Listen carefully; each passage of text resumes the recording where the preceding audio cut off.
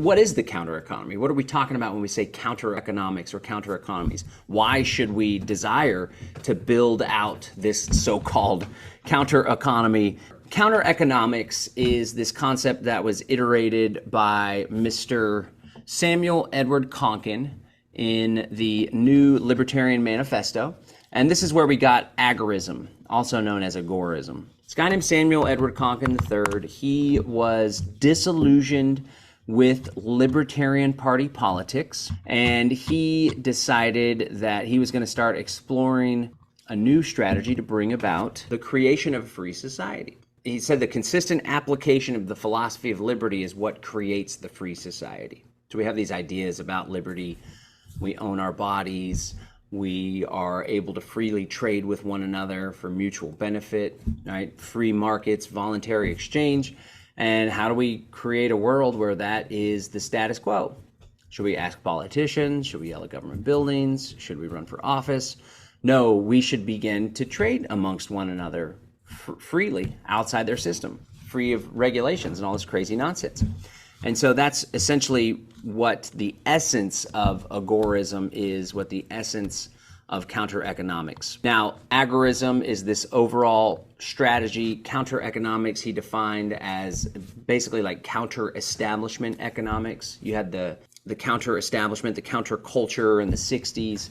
This was folks that were bucking the system, speaking out against the war, taking drugs, dropping acid, just exploring a new way of life that was very much a departure from the establishment, from the status quo, very cookie cutter back in the late 50s and the early 60s. And so in much the same, you basically operate in a way counter to the establishment economic system.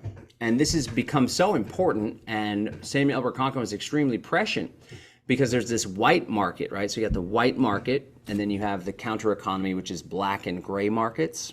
White markets being what I like to call above board or inside the system, right? When we talk about the inside-outside game, the inside the system stuff is the white market, outside is the black and gray. And while we don't necessarily have to abandon this entirely, although eventually that is the idea, that is the goal, Konkin would encourage us to participate more in these black and gray areas. Black markets being those activities that are expressly prohibited by government, and gray markets being those activities in which the government expects you to ask permission.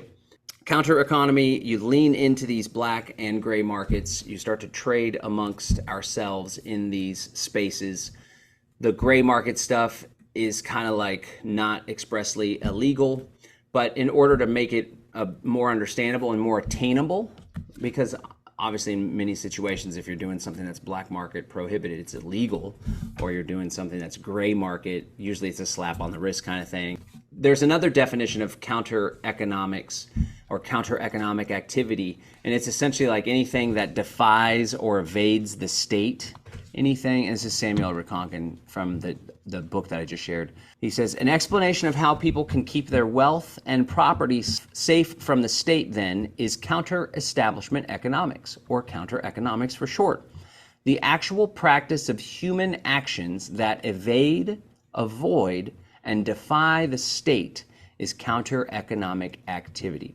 But in the same sloppy way that economics refers to both the science and what it studies, counter-economics, will undoubtedly be used. Since this writing is counter-economic theory itself, what will be referred to as counter-economics is the practice. So again, I really like this definition right here.